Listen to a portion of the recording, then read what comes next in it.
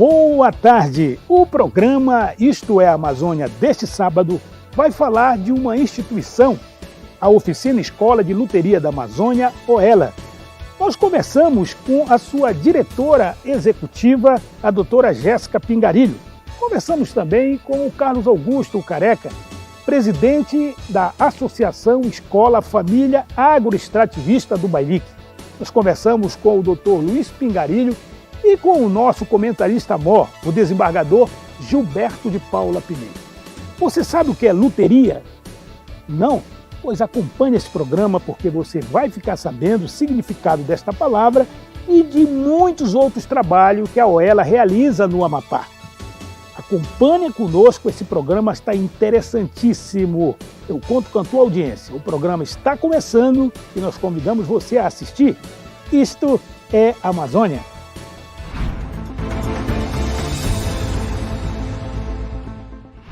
Nós estamos na sede da OELA, que é uma ONG da sociedade civil organizada, aqui com a Jéssica Pingarilho, que é diretora dessa instituição. Quero primeiramente te dar boa tarde e dizer que é um prazer estar com você aqui. E eu gostaria que nós começássemos essa conversa, esse bate-papo, você explicando o que é OELA. Então, boa tarde a todos os telespectadores do programa, né? Isto é Amazônia. Então, Roberto, é um grande prazer também estar falando sobre a OELA hoje, dentro desse programa que já tem uma grande repercussão dentro do Estado, né? E falar da OELA é falar sobre desenvolvimento sustentável, é falar sobre meio ambiente, é falar sobre o social e que é algo novo que estamos tentando difundir dentro do Estado do Amapá. A OELA ela já possui 25 anos de atuação em todo o território amazônico. Ela iniciou em 1998, tendo sua sede em Manaus. E em 2013 nós viemos realizar ali durante a Rio+20, junto com o governo federal, o governo estadual, e a gente recebeu o convite para vir desenvolver o protocolo comunitário dentro do estado do Amapá. E o protocolo comunitário foi um grande projeto que a gente desenvolveu aqui dentro do estado. Ele, de acordo com o protocolo de Nagoya, de outros artigo 169, veio justamente trabalhar o empoderamento comunitário. Então, a OELA, com a sua expertise, visto que a gente iniciou em Manaus, trabalhando com as cadeias produtivas, trabalhando com o meio ambiente, trabalhando com o lado social, a gente veio trazer essa parte também de desenvolvimento para dentro do interior do estado. Uma coisa que me chamou a atenção é a sigla OELA, né? Organização de Escolas de Luteria da Amazônia. Oficina Escola de Luteria da Amazônia. O que é luteria? Então, a luteria, ela é Não a... é loteria, Não. é luteria. Isso, a luteria, ela vem justamente falar sobre a arte e a construção de instrumentos musicais. Em 1998, no momento de grande desmatamento na nossa Amazônia, a OELA foi trabalhar com a questão da pesquisa das madeiras científicas que tinha. Então, a gente foi trabalhar como você poderia conservar, Roberto, as madeiras amazônicas sem extingui-las. E aí a gente foi, então, capacitar esses nossos alunos e alunas, dando um ofício para eles, porque também, na década de 90, em Manaus, na Zona Vermelha que estávamos atuando, foi um momento também de grande criminalidade, né? Era um momento de grandes mortes, guerras entre facções. Então a gente foi trazer essa parte educacional. Então a gente trabalhou o elo de sustentabilidade com a conservação através da luteria e dando um ofício para esses jovens. Então era comum nossos educadores ficarem na frente da OELA e tirando ali armas brancas de dentro das mochilas dos nossos alunos. E desde então esse projeto se expandiu, a gente fez junto parceria com os institutos federais, órgãos governamentais também. E, paralelo a isso, tornou a visibilidade. Então, nós éramos a única escola, no caso do mundo, que estávamos trabalhando com a conservação de madeiras, que estávamos trabalhando o ensino profissionalizante para eles. E aí nós tivemos alguns parceiros, como Greenpeace, WWF, pessoas e organizações que fizeram a OELA expandir. E o que aconteceu? Quando agora Ray Charles, né, esteve no Brasil, quem foram as 2 organizações que ele visitou no Brasil?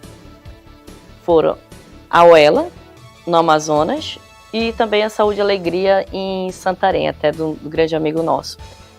E por que, né, o Ray Charles esteve aqui poucos dias no Brasil e visitou uma organização social? Porque ele também é um grande carismático das causas ambientais e ele veio conhecer a escola que estava trabalhando a conservação ambiental dentro da Amazônia, né? E justamente a luteria. Então hoje a gente pode dizer com muito orgulho que a gente também tem um violão nosso lá no castelo. Tem algum instrumento musical aí? Tem sim, a gente pode apresentar também. Então, aí com toda... Vamos mostrar para você esse instrumento aqui, que o Raimundo está entrando aqui, que faz parte Obrigada, Raimundo. Da instituição. E esse trabalho aqui, maravilhoso. Bom, eu não toco violão, tá? Mas esse é um trabalho que a instituição realiza. Olha, um instrumento de alta qualidade, com certeza absoluta, um bom músico, né? Instrumentos de corda, ele ia apreciar bastante aqui. Tá afinado? Aqui tem algumas especificações também que diferencia, né? Não somente as madeiras que são utilizadas, todas madeiras amazônicas, todas madeiras manejadas. Então, esse violão, Roberto, eu posso dizer que ele existe toda uma cadeia produtiva. Se você quiser identificar em qual árvore e local que foi tirado essa madeira, a gente tem em nossas anotações. Tem tipo todo o histórico, né, de vida dessa. A gente possui desde o momento da retirada de dentro da floresta até o consumidor final. Ele recebe um certificado. Então, nós somos certificados FSC, né, anualmente. Já possuímos a mais. O FSC é? Então, o FSC, ele é uma certificadora em que garante que a gente cumpre todas as leis ambientais, sociais. Então, ele é uma sigla em inglês, né? Que aí é o Forest-Ranger, que aí justamente ele vem ter uma cadeia de produção de produtos ambientais. E aqui tu percebe que existe uma originalidade. Os violões da OELA, eles possuem essa cúpula. O que ele lembra essa cúpula aqui? O que lhe remete a isso, Roberto? Um castelo. Não. Boa. Ele vem te dizer a cúpula ali do nosso Teatro do Amazonas. Ah, Teatro do Amazonas, que é da Belle Époque, né? Exatamente. Então ele também tem histórias, e aqui, se você perceber, ele também tem uma diferença, que aqui remete também ao encontro das águas, também, né? É o Rio Negro. Rio Negro, exatamente, o Solimões. Eu já tive a oportunidade de estar ali, né? Porque eu, antes de fazer o jornalismo, eu fui jogador de futebol e eu joguei aí em Manaus, no Rio Negro. E eu tive uma viagem, a gente foi fazer um jogo no interior e no barco nós chegamos bem no encontro. É uma coisa impressionante, lindo, a natureza. Lindo Deus demais. É o encontro das águas é perfeito. Olha só, muito legal. Agora, deixa eu dar umas pinhadas nesse papo aqui. Raimundo, olha, pega o nosso... Obrigada, Raimundo. Depois o Iago pega os detalhes do instrumento. Mas nós estamos também num momento, Jéssica, na Amazônia, em que a gente debate essa questão do desenvolvimento da Amazônia. Nós temos a Amazônia, 46% do território brasileiro é Amazônia. Né? Vários ecossistemas, né? Um bioma fantástico que a gente tem, né? Mas uma subpopulação, né? Uma região despovoada, principalmente no interior, né? A gente vê um vazio demográfico absurdo.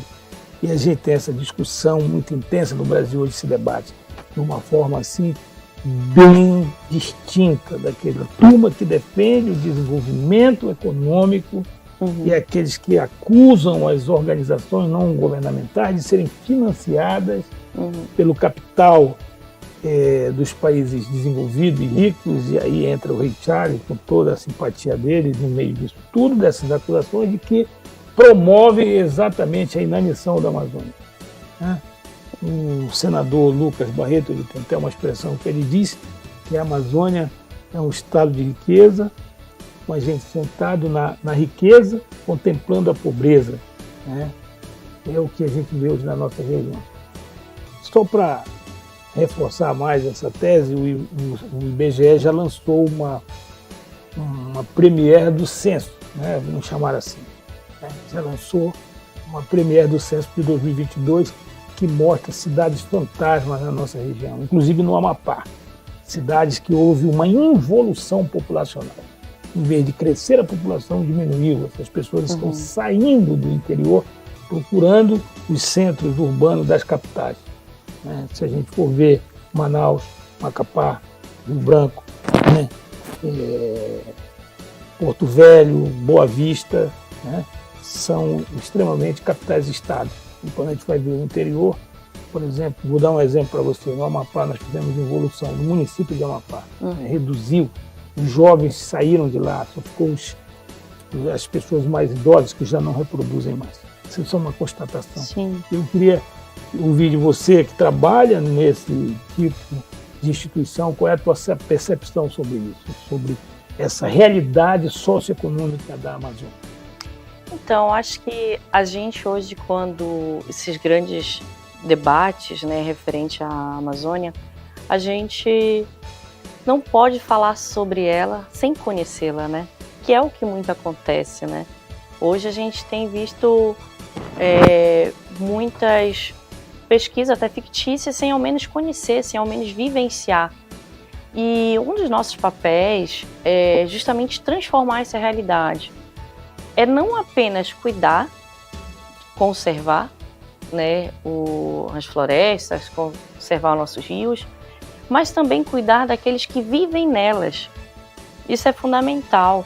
É promover também um desenvolvimento econômico para elas, né? A gente não pode chegar com algo pronto. Uma das coisas que a gente tem muito das nossas relações comunitárias, Roberto, é justamente ouvir as comunidades, né? Ouvir qual é a demanda delas, ouvir qual é a atividade às quais elas querem realizar o trabalho e, através disso, a gente potencializar. Como eu mencionei para você, a gente consegue, ali através dos violões, a gente tem um trabalho do manejo comunitário, a gente tem um retorno para a comunidade, porque eles têm o desenvolvimento econômico por parte deles. Através não somente dos violões, a gente trabalha, isso aqui é um exemplo até que eu trouxe, Roberto, isso aqui é a marchetaria também, que é também oriundo, resíduo do que sobra também, já é um resíduo dos violões, e que isso aqui já são as comunidades que produzem, a gente capacita as comunidades. Isso aqui é um porta-joia, que dentro de um dos cursos os alunos produziram, mas tem biojoias, tem outros, então, com objetos e coisas em que eles possuem dentro das suas comunidades. Então, por que falar sobre isso, Roberto? O desenvolvimento econômico ele é fundamental para dentro dessas comunidades, para justamente a gente não ter o êxodo rural.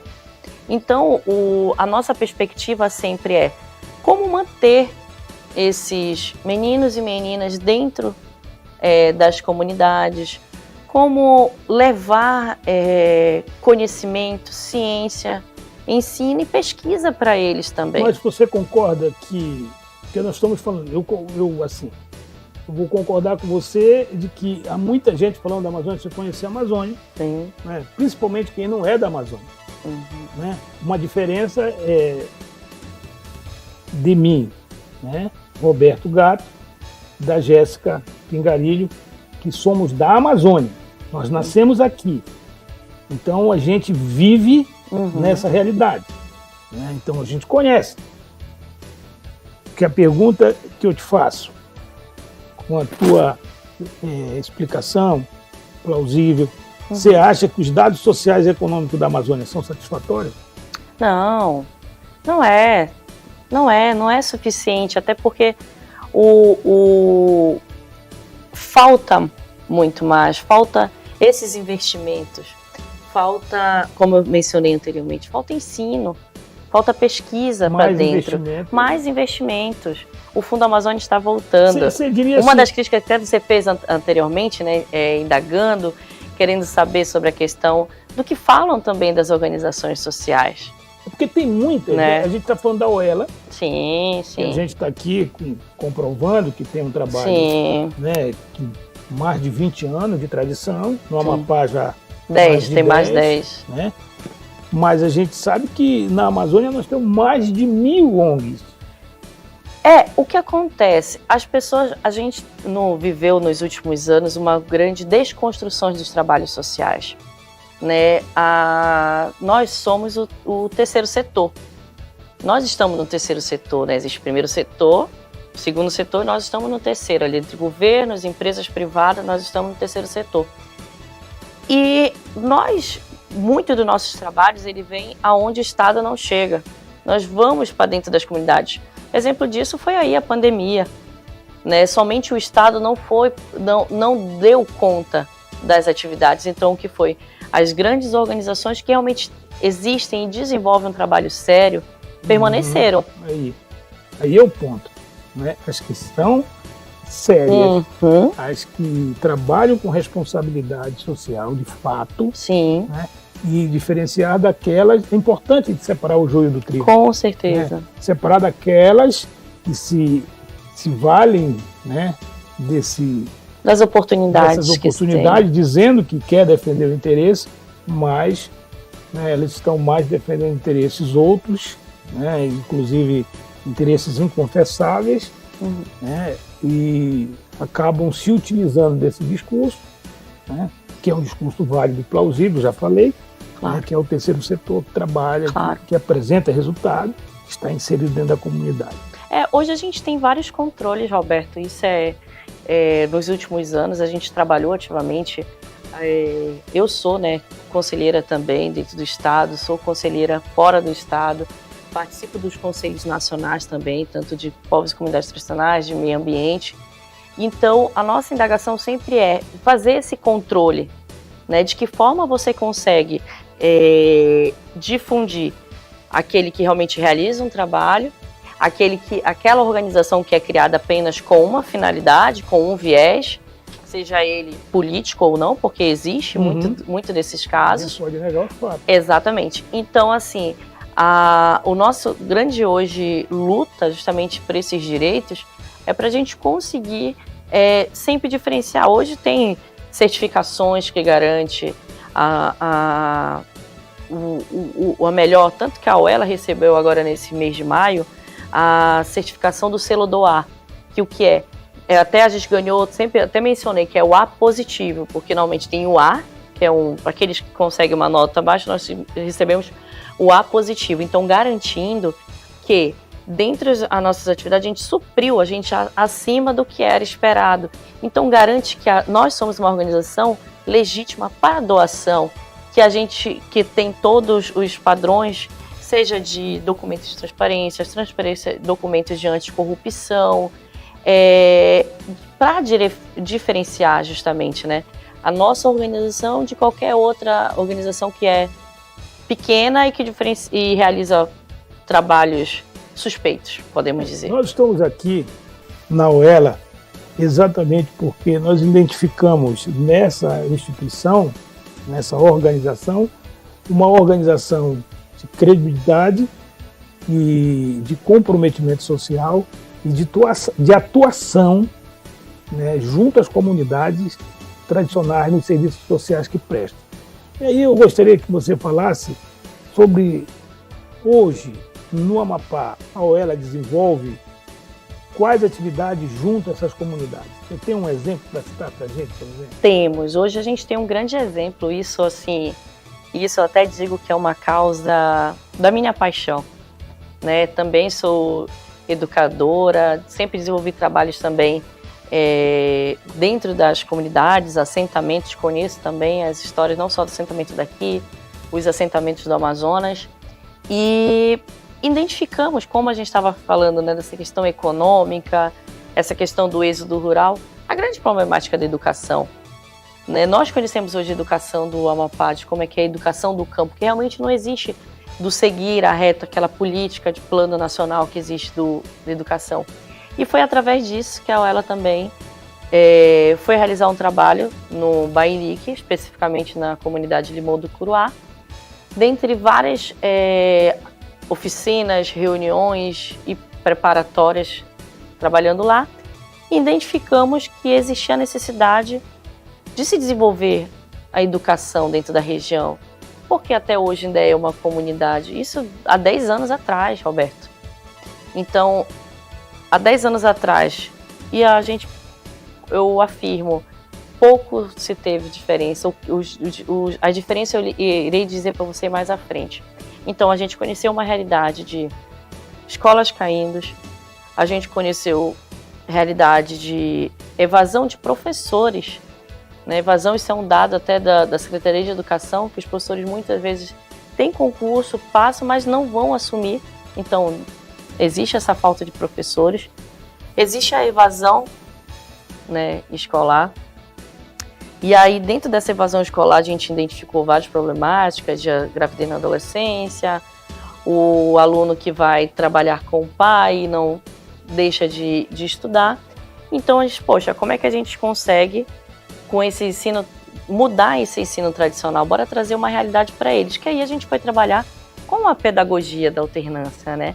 Foi uma pedagogia ali, elaborada também, através ali também com Paulo Freire, com o seu ensinamento, e a pedagogia da alternância, ela vem junto com a realidade das escolas famílias do estado do Amapá.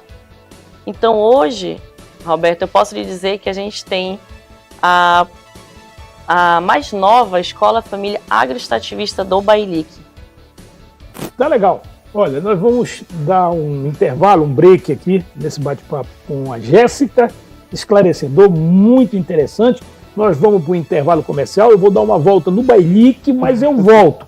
E eu espero que você não saia daí. Continua conosco, vamos conhecer muito mais esse trabalho magnífico que a OELA realiza no Amapá. Em toda a Amazônia, mas do Amapá em especial, estamos aqui com a diretora executiva desta instituição. Bom, fica conosco. Isto é Amazônia.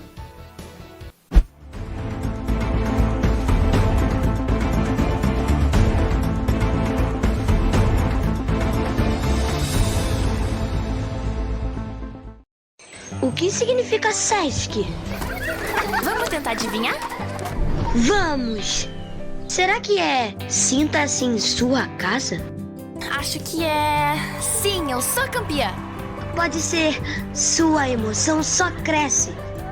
Super estimula sua criatividade. Ou sempre em seu caminho. E assim então, sorrir e saber curtir.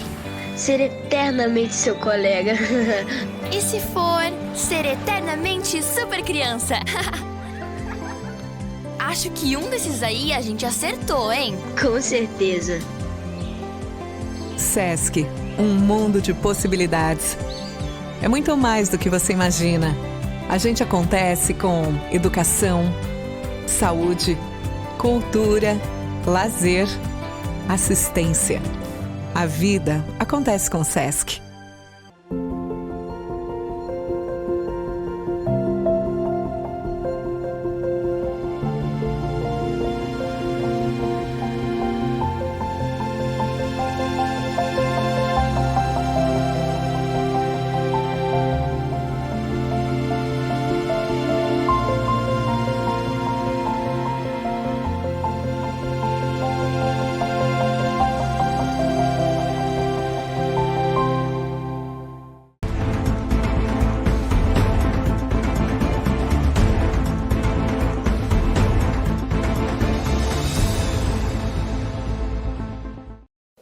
Estamos de volta com o programa Isto é Amazônia e a gente continua aqui com essa mulher maravilhosa, empreendedora, né, ativa, que é a doutora Jéssica Pingarilho, nossa diretora executiva da OELA. Você terminou o bloco falando sobre a escola agroextrativista. Agroextrativista do Bailique. Sim. Esse é um trabalho, dentre outros, que a OELA está realizando e que hoje é a menina dos olhos da instituição, é isso? Exatamente, a menina dos olhos de todos nós mesmo. Trabalhar educação, não dá para trabalhar desenvolvimento, não dá para trabalhar nada, Roberto, se a gente não melhorar os nossos índices de educação. E a nossa grande ideia é trabalhar essa educação do campo, é implementar realmente ações educacionais, levar extensão. Inclusive, Roberto, antes de eu falar da Escola Família, é importante eu mencionar que no Bailique é o único, até lá é um assentamento, né, pertencente aqui, um distrito daqui de Macapá, mas em todo o estado do Amapá é o único local em que existe uma política pública do Ministério de Ciência e Tecnologia, né? Então nós levamos para lá, a OELA levou em meados de 2016, 2017, levamos o Centro de Vocação Tecnológica, Agrobiodiversidade do Bailique. Então esse é um projeto em que, através dele, com cursos técnicos, formamos quase 100 alunos, formando técnico, com professores, doutores, PhD, da Federal de Rio Grande. Levamos esse curso para dentro do Bailique, formamos lá, mais de 3, 4 turmas, se eu não me engano. E a ideia é o CVT ser o embrião da Escola Família. Então, daqui com os anos, esses materiais, hoje a gente tem equipamentos, nós temos laboratórios, nós temos toda uma infraestrutura de funcionando dentro da região, através de um flutuante, que foi também uma ideia que a gente trouxe, que no Amazonas é assim que acontece dentro das comunidades rurais. Então, a ideia, acabou esse curso, esses patrimônios, materiais, serem todos doados para a Escola Família. E a Escola Familiar Agroextrativista do Bailique, ela veio trabalhar a educação local, respeitar os saberes tradicionais, respeitar essa vivência educacional do filho do homem do campo. E, além disso, ela está na região ali na foz do Rio Amazonas, bem ali próximo já do oceano, inclusive a gente sempre pega boas maresias quando vamos lá. E a ideia lá é justamente manter o filho do produtor, manter a filha do produtor estudando lá dentro das comunidades. Na sua própria comunidade. Na sua própria comunidade. Mas, Roberta, é muito importante a gente também falar que nós estamos aqui como presidente também da Escola Família Agroextrativista. Então, tá né? certo. Então, é importante ele vir falar, é importante ele também, é um caboclo da Amazônia, que vivencia extrativista com muito orgulho. E hoje eu estou ensinando até ele a bater um bom açaí. Legal, aquilo que eu falei, caboclo e não caboclo. Exatamente. Depois eu explico por que o caboclo sem o L, tá bom? Da Amazônia. Nós vamos, então, conhecer o presidente da Escola Agroextrativista do Bailique, tá bom? Vamos bater um papo com ele também, Jéssica, tá bom? Tá ótimo. E eu agradeço aqui esse primeiro papo. Eu que agradeço, Roberto. Depois a gente conversa de novo, tá bom? Nós vamos conversar agora com o Carlos Augusto, mais conhecido como Careca. Você vai conhecê-lo, tá bom? A gente vai já bater esse papo com ele. Aguarda aí.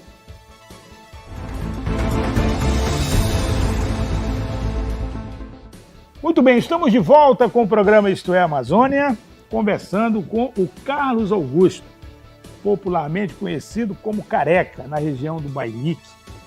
E ele é o presidente da Escola Agroextrativista do Bailique, que é um dos braços da OELA, a menina dos olhos da equipe que coordena esse trabalho maravilhoso da OELA no Amapá. Carlos Augusto, Careca ou Carlos Augusto? Como é que você gosta de ser chamado? Olha, eu prefiro o Careca mesmo, mais conhecido, popular na região, né? Então pronto, presidente da escola, o nosso Careca, fala um pouquinho pra gente dessa escola agroextrativista do Bailique que você preside. Bom, primeiramente, boa tarde, né? O programa e todos os que fazem parte do ouvinte, né? A gente foi convidado a fazer parte da diretoria, né? E dentro desse processo todo, para mim, foi um aprendizado, né? Eu sempre fui muito crítico, participei muito da reunião do protocolo do Bailique, e uma das demandas da população da região, né? Presidido pela OELA, né? Nesse processo todo, foi o surgimento de uma escola-família dentro da região que pudesse solucionar algumas dificuldades que a gente vê dentro da região, né? Que alguns programas do governo a gente viu que não atendia a nossas necessidades pela questão da região ser um pouco dificultosa, de certa forma, com os programas do governo, que a gente depende. O principal protagonista da região lá é a questão da maré, né? E as escolas públicas, elas não trabalham em cima disso. Querem tratar a educação dentro da região do Bailique como se fosse na capital. E com isso a gente viu que poderia, entre o processo de escola-família, a gente buscando conhecimento de como poderia ser implantado, a gente achou uma saída, né, para a nossa região, para os nossos filhos, para os filhos dos moradores da região extrativista, o modelo da escola-família. É engraçado o que você está me falando, parece assim, né? As pessoas querem implantar políticas públicas sem consultar os seus principais atores, ou seja, a comunidade que conhece a realidade. Nesse caso, você está falando da maré, né? Então, na verdade, o calendário escolar ele tem que se adequar à maré, para que não haja esse problema de evasão, né, de falta, de ausência. Então foi a partir daí que vocês tiveram essa ideia de fazer esse trabalho? Só na educação ou também na área profissionalizante, com a atividade que vocês desenvolvem lá? Vocês desenvolvem uma atividade além da educação? Sim, além da questão da maré e tudo mais, os programas de governo, a gente começou a ver que da forma que a gente buscando as alternativas, implantando, discutindo com a comunidade, né? Não só como moradores, mas escolar também, a gente desenvolveu outros projetos. Com essa questão, para tentar solucionar, quando a gente foi discutindo e alongando a questão, foi se abrindo um leque de opções. Principalmente, por exemplo, preparando esses alunos para continuarem dentro da região, manter o êxito rural, buscar parceiros fora que trouxessem informação para dentro da região, né? Para que esse filho pudesse auxiliar seus pais. De que forma? Porque muitos pais não têm educação, né? A educação ela veio chegar hoje mais cedo, então tem pais que não têm educação. Então a gente trazendo o modelo de escola-família, ele vai proporcionar que o seu filho também auxilie seu pai. E isso a escola também vai para dentro da residência. Quando a gente fala em trazer essa educação familiar, a gente olha para o outro lado, além da questão produtiva, recurso financeiro para essa família, é também mostrar que a gente pode manter a floresta em pé através dessa educação.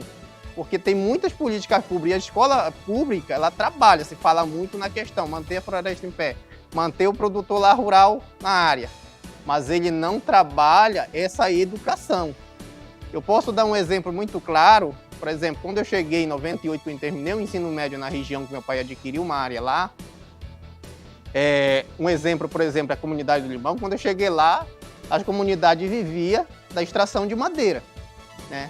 E aquilo me doeu muito quando eu cheguei aquilo. Aquilo foi um choque de realidade para mim, porque eu estava vivendo próximo da capital, da terra firme, com a realidade que aquele povo estava vivendo ali, destruindo a natureza. Em contrapartida, já se tinha criado uma associação de mulheres extrativistas, mas faltava o conhecimento.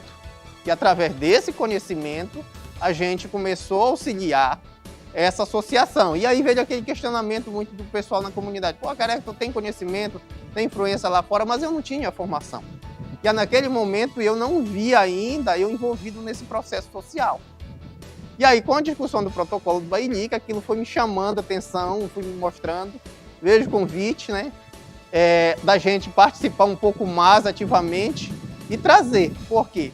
Como a população ela tem um baixo conhecimento de educação, é muito mais fácil você manipular. E aí eu estava sempre ali na frente questionando, com o meu senso crítico e do pouco conhecimento que eu já tinha terminando o ensino médio. E aí a gente foi se envolvendo dentro desse processo. Com isso, hoje, como eu falei, né, a gente tem a Associação das Mulheres Extrativistas do Limão do Curuá. A gente foi buscar parceiro com elas, né? Hoje está sendo repercutido nacionalmente, né, a extração do óleo do pracaxi e do andiroba, uma das maiores produtoras dentro do arquipélago, né? E isso traz um benefício e recurso financeiro para elas imenso, principalmente para aquelas mulheres que são mães de família solteira. Você estava falando da atividade madeireira, da extração da madeira, né? Então, esse tipo de atividade, utilizando produtos da própria floresta, sem que a destrua, por exemplo, essa questão da coleta, né, do extrativismo. Vocês coletam lá o pracaxi e o andiroba das mulheres. Mas vocês, na Escola Agroextrativista, vocês têm alguma atividade econômica? Além, você falou da educação, da falta de educação, você está falando da educação formal, né? Então, as escolas, famílias, elas utilizam a metodologia da alternância, a pedagogia da alternância. Passam um tempo na escola, tomam o conhecimento técnico e traz para o saber tradicional, porque o cidadão da floresta, do campo, ele conhece, ele também tem conhecimento empírico, né? Ele sabe, ele soube, existe essa floresta há tantos anos, há séculos, porque ele tem conhecimento. E quando você alia o conhecimento técnico, né, da ciência com o conhecimento empírico, aí a coisa fica muito mais fortalecida, tem uma visão mais crítica, né, desse universo que você vive. Vocês lá têm alguma atividade específica, além da escola? Vocês só ensinam e as comunidades vão desenvolver atividades ou a escola incentiva? Não, a escola incentiva, porque aí é o que eu estou dizendo, ela trabalha junto com a família, para trabalhar esse conhecimento tradicional. Ela coordena? Ela vai trabalhar essa questão tradicional e o técnico, que é para poder a gente ver, e a gente tem acompanhado isso muito de perto, ver que tem trazido melhoria para essa família. Então essa família hoje, ela já não pensa, tem família lá que pensava em vir para a cidade porque achava que ia se solucionar, mas não ia. Acabar vindo inchar as periferias, cair o filho na marginalidade e perder e retornar. E quando essa família normalmente retorna, elas deixam de ter suas áreas porque elas venderam. E a gente está começando a mudar isso através da Escola Família, na conversa no dia a dia, acompanhando, né, trazendo esses parceiros novos, como foi o caso da OELA, a Embrapa, o IEB, né, a FURG, como trabalha hoje o curso profissionalizante, que é o CVT, na região do Bailique, na comunidade do Arraiol, para poder... Tu fala muito nas siglas, né? Traduz para a gente o que é FURG, por exemplo, porque senão a turma vai voar. A FURG é a Universidade do Rio Grande do Sul. O CVT é o Centro de Vocação Tecnológica do Bailique, né? A Embrapa é uma organização de pesquisa, né? E a OELA é uma parceira nossa que sempre nos apoiou e até hoje a gente espera continuar com essa parceria, porque parceria ela tem um certo período e acho que ela espera que a gente tenha esse amadurecimento. E não é um amadurecimento tão fácil do dia para a noite para a gente caminhar com as próprias pernas. Então a gente espera que seja um longo processo ainda, né, de parceria aí, com essas entidades. Mas olha, eu quero chamar a atenção do telespectador do Isto é Amazônia para essa figura extraordinária que é o Careca, que é o presidente da escola, né?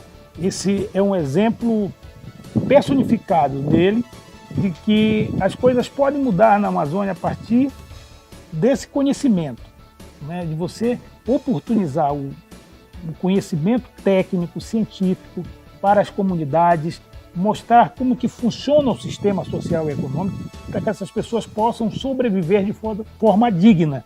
Porque, na grande realidade, quando não existe essa tensão dessas instituições da sociedade civil organizada com responsabilidade e seriedade de se interagirem de forma responsável, com comprometimento, aí a coisa desanda. Mas quando a coisa é séria, e é o caso da OELA, que está nessa parceria com a escola, fazendo com responsabilidade, com comprometimento, os resultados aparecem. Eu quero agradecer a tua participação, te parabenizar e que você sirva de exemplo, de modelo, para que outras comunidades, outras pessoas que estão inseridas dentro desse contexto e que ainda não conseguiram enxergar o que o Careca enxergou, né, dessa necessidade de ver que a população da sua região estava saindo para as cidades, para engrossar os bolsões de miséria e retornar numa situação muito mais socialmente de vulnerabilidade, possa então fortalecer, permanecer na sua própria comunidade e transformar a sua potencialidade natural em ganhos econômicos e sociais. Obrigado, foi um prazer e que você sirva aí de exemplo para as pessoas. Só tenho a agradecer também, né, o convite, a gente veio aqui, participou. Obrigado pela oportunidade que nós foi seguido mais uma vez. Então vamos lá, Um nós abraço. dois, vamos juntos aqui. Isto é a Amazônia.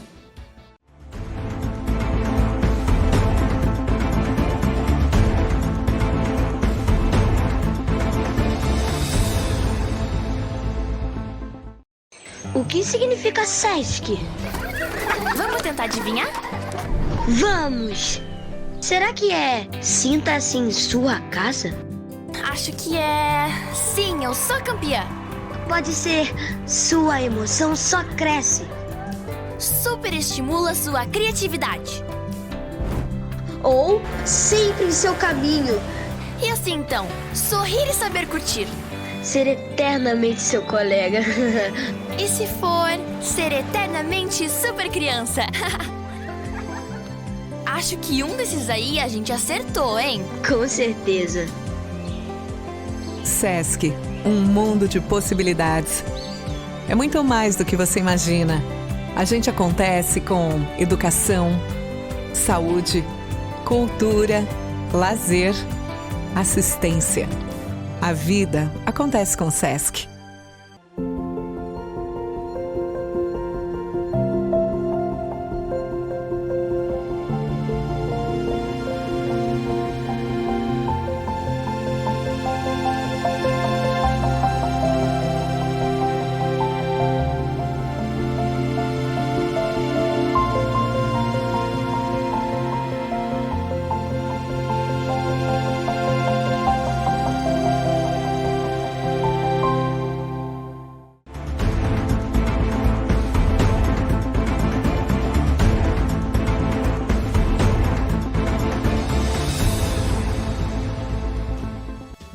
Nós estamos com o Dr. Luiz Pingarilho falando sobre essa contextualização da produção na Amazônia, da produção social, da produção econômica, da participação do Amazônida, do desenvolvimento social do Brasil. Olha, eu quero dar um dado para você que é o telespectador do Isto é Amazônia. Com certeza o Dr. Luiz Pingarilho ele já sabe disso. Nós temos no Amapá, em especial, uma pirâmide econômica invertida. O que é isso? Nós temos o nosso setor primário totalmente atrofiado, com uma participação risível no PIB amapaense de pouco mais de 2%. O setor secundário do Amapá, ele contribui com 12% a 13%, isso porque a construção civil é indústria. E o nosso setor terciário, que é o comércio e serviços, de uma forma agigantada, com mais de 80% da sua participação no Produto Interno Bruto amapaense, que é o PIB, que é o Produto Interno Bruto, é a soma de todas as riquezas produzidas. Então há uma distorção grave na nossa região. E quando a gente vai para a questão social, os indicadores do desenvolvimento humano, nosso IDH, é péssimo, é um dos piores do Brasil. A pobreza do Amapá, ela chega a ser o 4º estado brasileiro mais pobre desse país, ganhando só do Maranhão, do Pará, do Piauí e o Amapá. Então, é uma situação gravíssima que a gente precisa corrigir. Doutor Luiz, Primeiramente, quero lhe cumprimentar e agradecer a sua participação no Isto é Amazônia. E o nosso assunto é exatamente esse paradoxo que a gente vive na região. Nós tivemos uma discussão muito intensa e ela ainda persiste, está aí permeando as nossas relações, sobre a possibilidade de nós explorarmos petróleo na costa do Amapá, no regime de offshore, em águas profundas, e que nos foi negado pelo IBAMA. Nós temos problemas com a questão mineral, né? Nós temos problemas com a questão madeireira, nós temos problemas com a questão da agricultura, sobretudo a agricultura de escala, né? E a população do norte, a população amazônica, ela está diminuindo em vez de crescer, principalmente em alguns estados, né? Alguns municípios, há uma situação de involução da população. Como é que nós podemos equilibrar sustentabilidade com o desenvolvimento, com a melhoria da qualidade de vida do Amazônia? É um prazer tê-lo conosco. Desculpe a pergunta longa, mas eu queria fazer uma contextualização. O prazer é meu, Roberto, é um prazer estar aqui com você no programa. Você é uma pessoa que eu tenho um carinho especial por tudo que você representa e pela capacidade que você tem de análise, de conhecimento. São raros os jornalistas que têm essa visão, esse conhecimento que você tem. Você colocou uma temática aí que é fundamental para o povo do estado do Amapá, né, o povo da Amazônia, que é a questão do desenvolvimento. A gente fica se perguntando, como é que pode um povo que está pisando numa das maiores riquezas do mundo? Aqui a região amazônica, ela é admirada e ela é cobiçada pelo mundo inteiro. Por quê? Não é por causa somente das belas florestas que nós temos, mas acima de tudo pela riqueza que nós pisamos. Nós temos um povo pobre, miserável e que mora e vive em cima de uma riqueza incalculável. Então essa contradição precisa ser analisada por todos nós, por aquelas pessoas que buscam, né, compreender esses fenômenos e buscar saída para isso. Nós temos potencial, os mais variados possível, né? Tem a biodiversidade, tem as riquezas. Você mencionou agora a questão do petróleo, né, que precisa ser analisado com mais critério essa questão. A própria decisão do IBAMA, eu acho que ela não condiz com a necessidade que o povo precisa, o Estado, a região precisa desse potencial gigantesco que é a produção do petróleo. Evidentemente que nós somos daqueles também que defendemos o desenvolvimento com sustentabilidade. Nós não queremos, somos contrários à agressão à região amazônica, à produção desenfreada sem levar em conta os aspectos da preservação ambiental, da preservação do meio ambiente, enfim. Mas é necessário que o nosso estado seja desenvolvido, tá? Para você ter uma ideia, nós ainda estamos trabalhando a questão da infraestrutura do estado, que não está ainda. Você vê o problema das estradas, não temos estradas adequadas ainda, até mesmo para jorrar a produção, etc. Nós temos uma estrada aí, a BR-156, né, isso, a Oiapoque, que não foi concluída ainda, já está há anos isso. Mais de 70 anos. A própria infraestrutura da capital ainda está sendo feita, portuária, etc. Então são coisas que caminham juntos. Nós temos a riqueza, temos o potencial de produção, mas precisa ser trabalhada a infraestrutura também, para que isso possa escoar, para que a gente possa trabalhar. Então essas questões têm que ser vistas. Tem uma situação que eu acho que é inconteste com relação ao compromisso do Amapá com a sustentabilidade, com o meio ambiente. Nós temos 76% de nossas terras totalmente preservadas, engessadas pela legislação. São UCCs, são APPs, são área de preservação, unidade de conservação, são florestas, como o Parque Montanha do Tumucumaque, a floresta do Amapá, né, e tantos parques que estão aí sem que o homem possa tocar, porque a lei os protege. E o que nos sobra é tão pouco, e ainda assim uma legislação extremamente rigorosa quando a gente quer produzir em cima do que nos sobra. No programa sobre o Cerrado, doutor Luiz Pingarilho, nós falamos sobre o estoque de cerrado que tem o Amapá. Para ser exato, 903.200 hectares de cerrado. Não é? Desse estoque, a Ancel é uma empresa produtora de uma monocultura aqui, ela detém 310 hectares num cerrado plano que vai por 8 municípios, pegando de Santana até o município de Amapá. Né? É uma empresa que a gente respeita, a iniciativa privada, o empreendedorismo, mas que pouco devolve para o Amapá em tornos financeiros e de geração de emprego. Esse tipo de investimento, ao meu sentir, é um investimento perverso para a nossa economia. Essa questão, por exemplo, da exploração do minério nosso, do nosso manganês, isso foi feito lá atrás, se eu não me engano, ainda no governo Getúlio Vargas. Sim. Foi feito um tratado de exploração e não se levou em conta que ao longo dos anos precisava fazer um determinado ajuste, né, do contrato.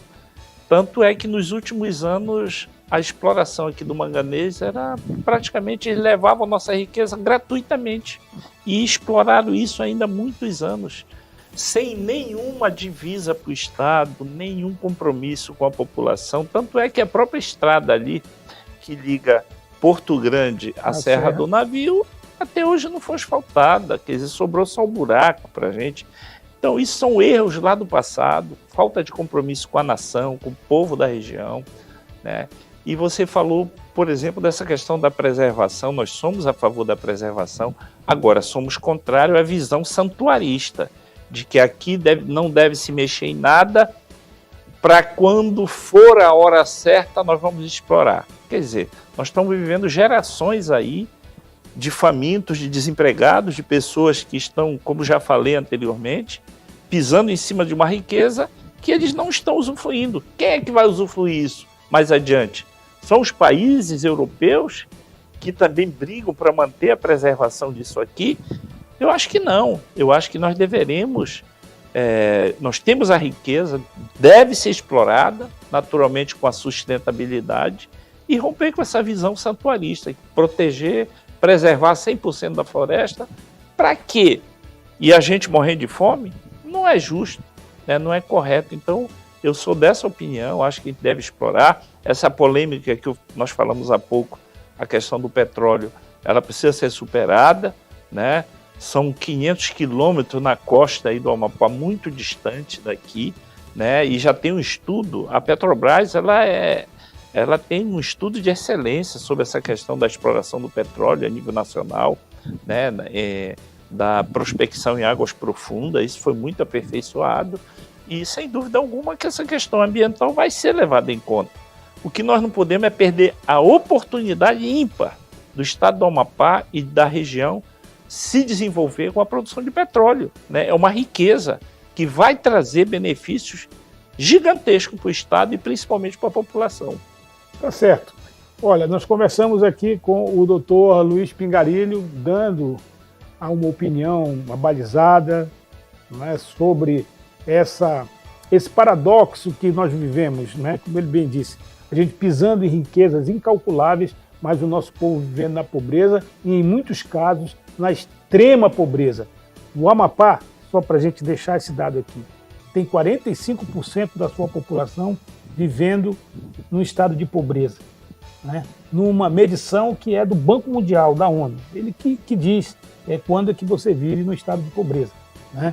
Então, você vive com $1,90 de dólar, né? Então você vive com pobreza. Quando você está abaixo disso, você vive na extrema pobreza. E nós temos 95%, 95 mil amapaenses vivendo na extrema pobreza, né? Se você extrair esse retrato do Amapá, você pode projetar para o Pará, pode projetar para o Amazonas, pode projetar para Roraima, Rondônia e Acre, porque a realidade não é tão distante, e Palmas, Tocantins, eu quero dizer. Então a gente agradece a sua participação, muito obrigado pelo seu esclarecimento. E eu que agradeço, a Amazônia amigo. fica agradecido. Muito obrigado. Muito bem, olha, nós vamos para um intervalo comercial, mas a gente volta conversando aqui com o desembargador Gilberto de Paula Pinheiro. Aguarda, porque eu vou apanhar um cacho de açaí ali no Bailique e volto já para a gente continuar essa conversa. Isto é Amazônia.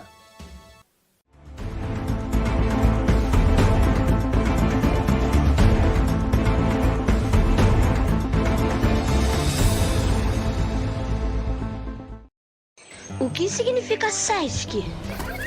Vamos tentar adivinhar? Vamos! Será que é sinta-se em sua casa?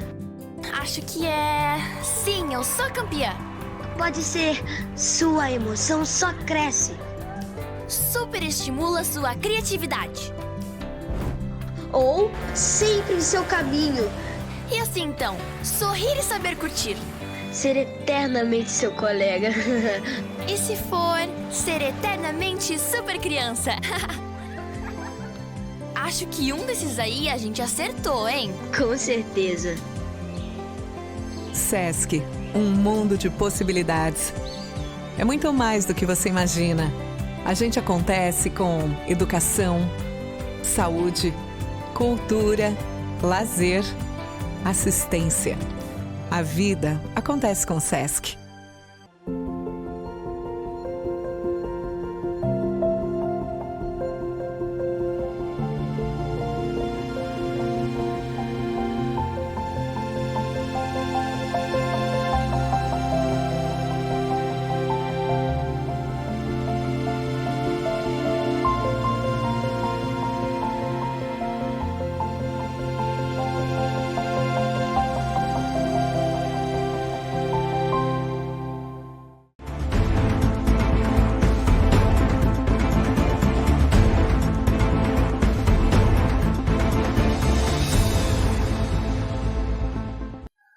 O programa Isto é Amazônia está de volta para conversar com o desembargador Gilberto de Paula Pinheiro, nosso comentarista mor, comentarista oficial do nosso programa, que é um profundo conhecedor da Amazônia.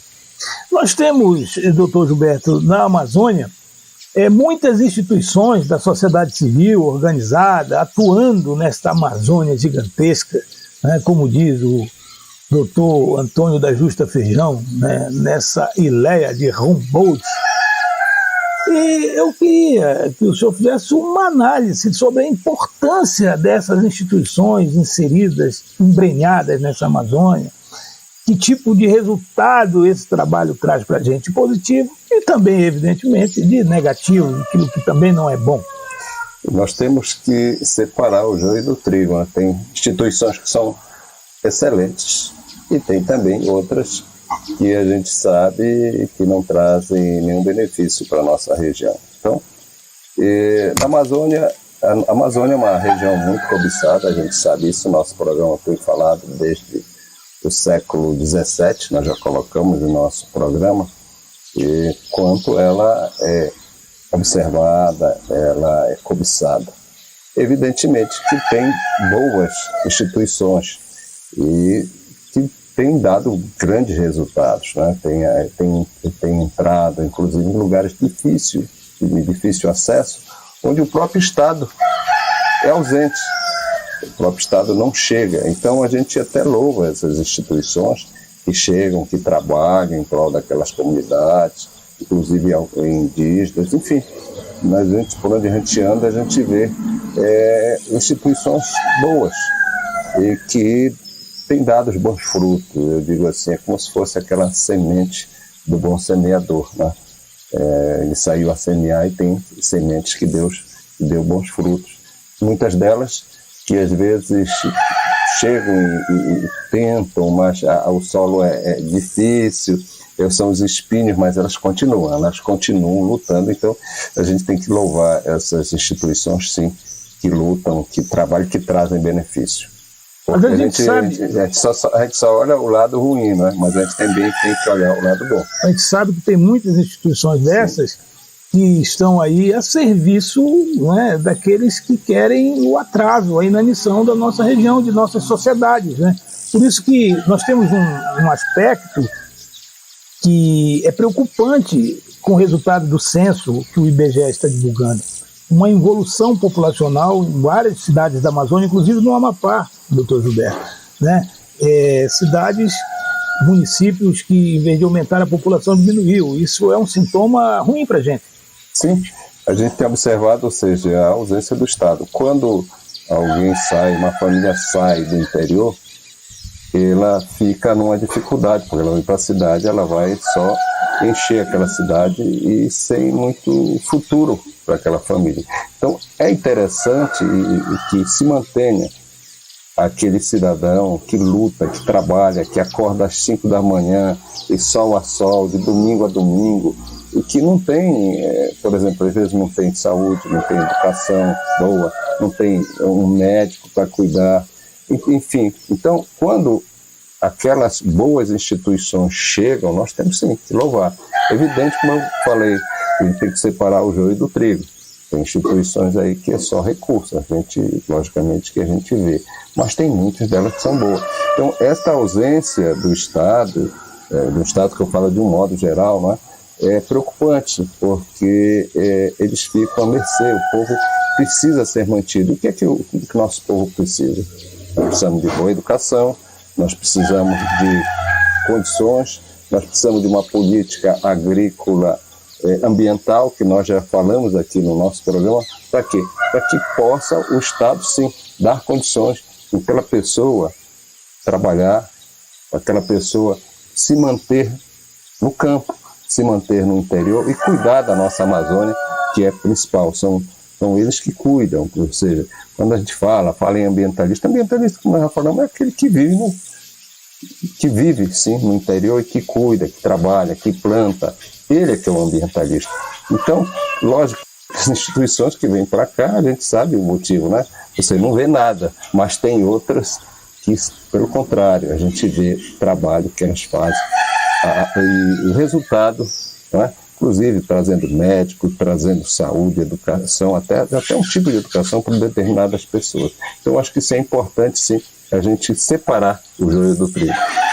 A instituição OELA, que é a Escola de Oficina de Luteria da Amazônia, ela tem uma escola agroextrativista no Bailique, né, em que é feita uma parceria com a comunidade, desenvolvendo algumas atividades, né, de transformação de produtos coletados na floresta, e tem despertado nos moradores uma expertise para que eles possam transformar dali do seu meio ambiente, do seu habitat natural, uma fonte de recursos, e eles permaneçam ali, né, não venham para a cidade. A gente tem que parabenizar, nós conhecemos as instituições, até porque certa vez eles fizeram também com o Tribunal Regional Eleitoral, e nós chegamos em localidades de difícil acesso, né, no estado do Amapá. Nós sabemos que o estado do Amapá, nós temos assim, essa questão do acesso. E quem conhece, por exemplo, o Bailique sabe como é difícil chegar lá. Não é fácil, não é uma viagem assim tranquila. Você tem que depender de maré, né? Você tem que depender de lua. Você tem que ter muito cuidado numa viagem. Então a gente sabe, eu conheço bem aquela região, né? Ela fica inclusive frente ali a Viçosa, que já faz parte do arquipélago do Marajó. Então a gente parabeniza assim a instituição por estar levando num lugar de difícil acesso um trabalho que certamente está dando e dará grandes frutos. Então, eu agradeço aqui ao desembargador Gilberto Pinheiro os esclarecimentos dados nesse trabalho que a gente está realizando com essa instituição, e a gente se despede por aqui, né, dizendo que isto é Amazônia.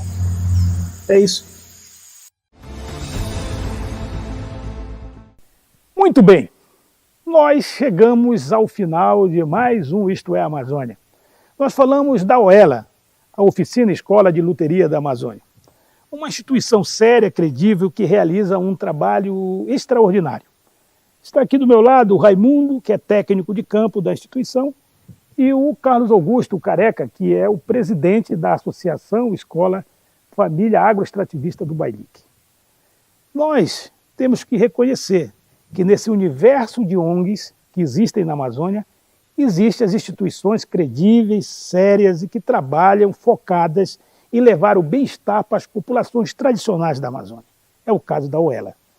Fica aqui o exemplo para vocês. A gente agradece a audiência de todos, agradecemos aqui aos nossos companheiros que colaboraram para que a gente realizasse esse programa e a gente marca um novo encontro no próximo sábado com mais um trabalho de documentário do Isto é Amazônia. A gente quer agradecer o apoio do empresário José Alcolumbre e do desembargador Gilberto de Paula Pinheiro, que empresta sua inteligência e o conhecimento para fazer comentários dentro deste programa de assuntos mais diversos da Amazônia. Eu agradeço a você, telespectador, que é a principal figura e o objetivo maior desse trabalho, de levar as informações verdadeiras e credíveis sobre a Amazônia para que você tome conhecimento.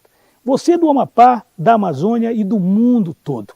Muito obrigado pela audiência de todos vocês e até o próximo sábado. Isto é Amazônia.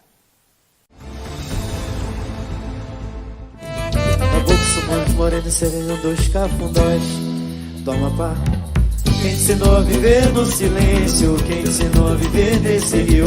Eles tempos de menino, ouvia assovios do Buitizal. O que significa Sesc? Vamos tentar adivinhar? Vamos! Será que é sinta-se em sua casa? Acho que é... Sim, eu sou campeã. Pode ser sua emoção só cresce. Superestimula sua criatividade. Ou sempre em seu caminho. E assim então, sorrir e saber curtir. Ser eternamente seu colega. E se for, ser eternamente super criança. Acho que um desses aí a gente acertou, hein? Com certeza. SESC, um mundo de possibilidades. É muito mais do que você imagina. A gente acontece com educação, saúde, cultura, lazer, assistência. A vida acontece com o SESC.